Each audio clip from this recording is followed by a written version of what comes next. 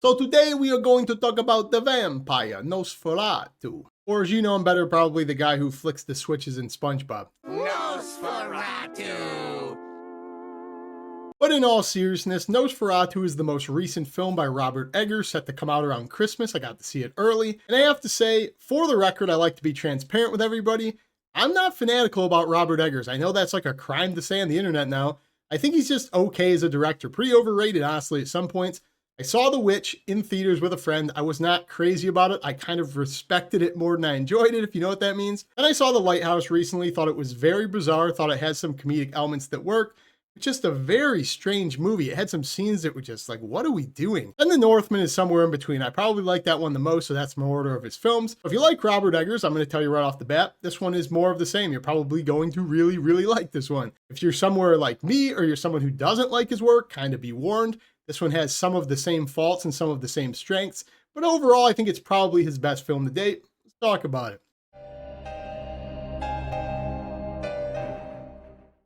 So Nosferatu obviously is a retelling of the 1920s vampire classic, and it stars Nicholas Hoult, Lily Rose Depp, Willem Dafoe, Bill Skarsgård. It is an absolutely star-studded cast. I could go on for 5 more minutes about this cast. But what stands out about this film, like all of Robert Eggers' films, it is just cinematically gorgeous to look at.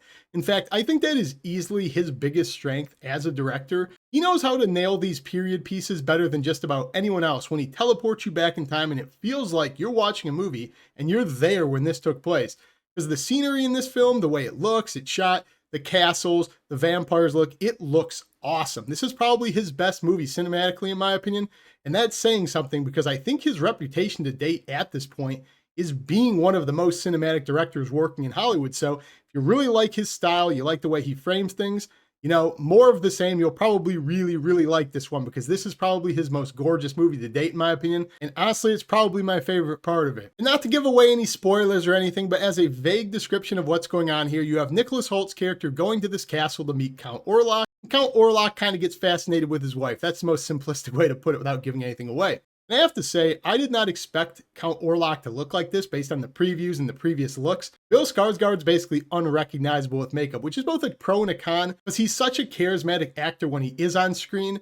It's kind of weird to not be able to notice him. You lose some of the oomph of his character, I think, even though he does really, really well. And I think Count Orlok is a really terrifying presence because it's more of a presence than it is a visual thing. You don't see him a ton. At least that's what I got out of it. And for the most part, I thought him and his castle and all of the looks around his character were really, really cool. And I want to immediately address the question that most people are probably going to have going into this because a lot of Robert Eggers' films are considered scary, some of the most terrifying movies ever made. I've never found any of his movies to be remotely creepy or scary. This movie is more of the same when it comes to his filmography. It's very slow and intense, and there's a looming sense of dread more than there's anything outright scary. So again, know what you're doing when you go into this, how you feel about his previous works. You know, when you hear people say, this is the scariest movie of the year, same thing I said about Longlegs when I didn't find that one scary. This is the same type of scary that Longlegs is. So, you know, use that as a litmus test when all of the posters start drumming this up as the scariest movie of the year, the scariest vampire movie ever,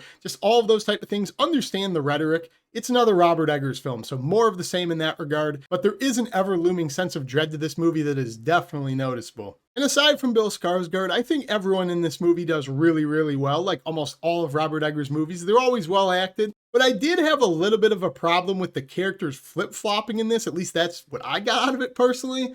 Felt like characters in this movie really changed their attitudes and emotions from scene to scene very rapidly. And I couldn't tell if that was the way they were written or if parts of this movie were cut out because his movies are usually exceptionally long. But that's something I took away from it. I thought it was incredibly well acted. Thought the environment was awesome. I thought there was an ever-looming sense of dread, but I thought the characters just acted unnatural at points that took me out of it a little bit. And I would really like to know if there's a director's cut, if there were scenes cut out of it or something, because it didn't flow perfectly like a lot of people like to say his films do. But I do want to commend his vision of trying to make this a scary vampire film, because most vampire movies now are kind of corny. They're funny, they're horror comedies. It's always a human being that was turned hopeless out for love. Not the case with this one. Count Orlok is basically pure hopelessness.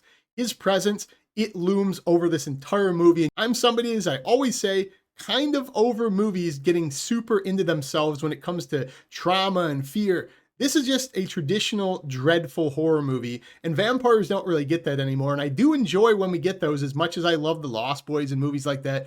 I like a traditional creature feature vampire movie, werewolves, where it is serious, it is hopeless. I love that dreadful feeling, and I feel like this movie really captures that. Again, one of its strongest suits. But if I had to get into my negatives of this film, it's basically a carbon copy of all of my other complaints I have with Robert Eggers films.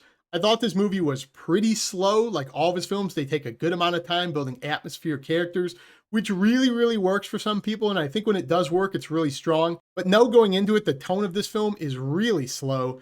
It's supposed to do that to be intense, but I can't help but point it out every time I watch one of this guy's movies. It's just, they're not really rewatchable to me. I don't know if I ever rewatched this film. I don't really necessarily think it ever gets to that boring territory, but it's treading on the line of it going a long amount of time without stuff happening. So again, be warned going into it. And I guess as my other negative that kind of just connects to my last one, they could probably share the same thing. It's just not a very enjoyable watch. And I know not everybody wants that when you go into a movie like this. They want the sense of dread. They want hopelessness. His movies just, I never really leave his movies feeling great. I just kind of leave his movies feeling it was an experience and I kind of felt something, and then I just never want to revisit it. So again, take that for what you will. If you really love his movies, you can probably ignore this one because you know where I stand with his other films, but I think it's more of the same. I can't really see myself revisiting this. But overall, guys, as somebody who's completely on the fence when it comes to Robert Eggers as a director and I don't really understand the hype, I think this is probably his best movie yet. I think it looks cinematically great. It's acted phenomenally.